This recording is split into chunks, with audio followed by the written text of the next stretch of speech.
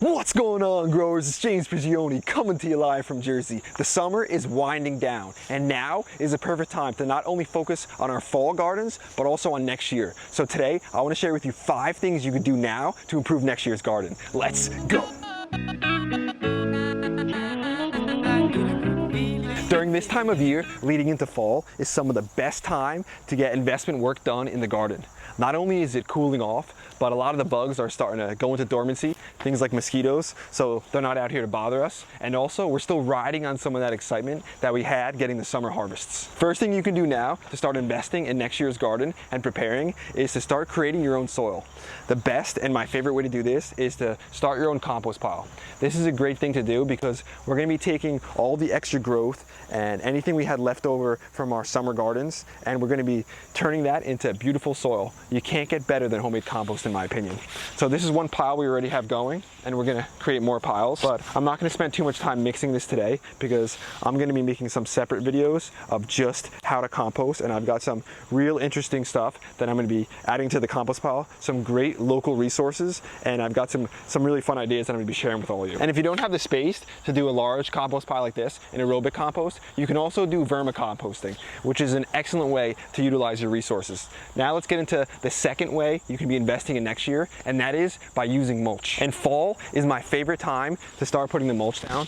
And mulch is something that's so simple for any gardener to do. Everyone should be doing it.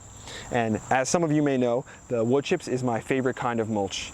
It does a number of great things for the soil. The first thing the mulch does is it insulates the ground during the winter time, which will allow the microorganisms and the worms to go to work throughout the year, which will improve the quality of your soil.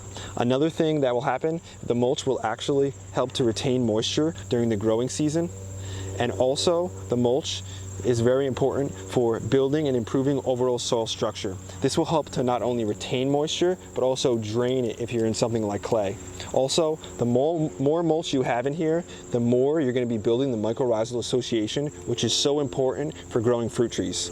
Now that we're getting down to the soil level here, you can see the quality of this soil. When I started, it was just all sand, but we converted a lot of that old grass into better quality soil. Well, actually the worms and the microorganisms did that for us. One thing that I wanted to mention is not to wait for the perfect time to start. It's always the right time for the person who knows what they want and goes to work to get it. Opportunities will open, doors will open, but it won't ever if you don't start taking the action and making moves towards the thing that you want. So having that idea, that definite purpose, that's the first step. And then working towards it, that's the second step in order to improving anything you want. So for instance, when I first started this garden, I had a small section, not a lot of space. But then I took the action and things changed. But I don't believe that ever would have changed if I had not started taking those first steps. Because, I mean, a lot of us like to wait for the scenario to be just right. But I'll tell you now, it will never be just right unless we start moving towards what we want. The third thing we can do in fall to get our garden prepared for next year is to get ready to plant our fall garlic. This is where I planted mine last year and it did excellent. I did it between my 2 rows of tomatoes, so I'll be doing that again. Fall garlic is one of those things that I love planting so much because at the end of the year when we are walking into spring, it's like you've got so many things to do. So it's a good feeling knowing that you've already got something growing and it'll pop right up and get growing as soon as it's possible to start growing. So what we're gonna do is get this section ready in the coming weeks. Fall garlic is always the last thing that I plant in the garden at the end of the year, so it's a little bittersweet. But I'll tell you, it's a good feeling knowing that you invested it now to be able to harvest it a little later. The fourth thing that we can do at this time of year to improve our garden for next year is to go around and make sure that we've picked up any of the fallen fruit, like this fruit that fell from this pear tree here. We don't want to leave any fallen fruit in the garden or in the food forest because this is going to be harboring a lot of insects, especially for me where I'm at here in New Jersey. This is where a lot of the plum curculio will harbor out and then come next year and go right after our plants. So it's a great investment to just go around, grab the fruit and collect it at the end of the year. In addition to picking up fruit from preventing pests from living in the garden, another thing we want to do is to go throughout the property and make sure that we're removing any piles of things like sticks or any boards of wood or anything, because those are going to be great areas for harboring different kinds of critters, things like chipmunks and squirrels, which are okay in the garden if they're here and there, but when you're creating perfect safe havens for them and they're always just coming in the garden and taking too much, that's not a good thing.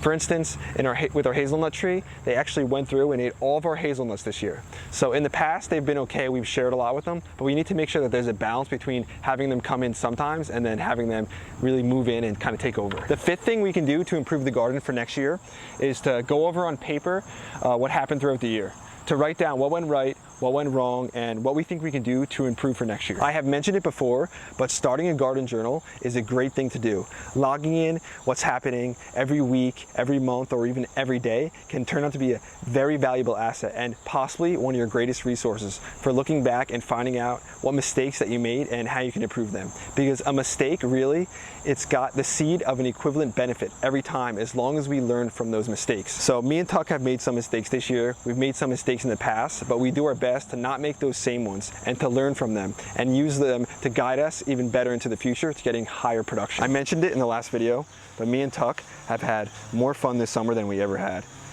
We're just enjoying ourselves so much, especially this time of year when it's cooling off. That's why it's a perfect time to be thinking about next year, because if you want to get some work done, sometimes it's just tough in the hottest part of the summer.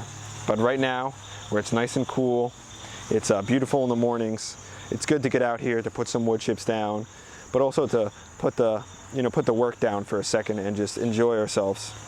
So me and Tuck like sitting out here, hanging out in the food forest, in the shade of the trees that we planted. Every tree that I've planted, Tuck's been out here every single time. Sometimes I call him my shadow because he's always following behind me. But for every tree that I put in, for every blueberry bush that I planted, every raspberry, every strawberry, he's been there every step of the way. That's today's video, growers. Thanks for watching. There are a few other things that I could have added to the video, but I hope I got you thinking about next year and looking at gardening from more of a perennial mindset rather than just focusing on things from one year to the next. If you enjoyed the video, hit the like button, hit the subscribe button, share it with your friends, check out the merch down low. Tuck and James Prigioni, we'll be back at you real soon with another one. We out.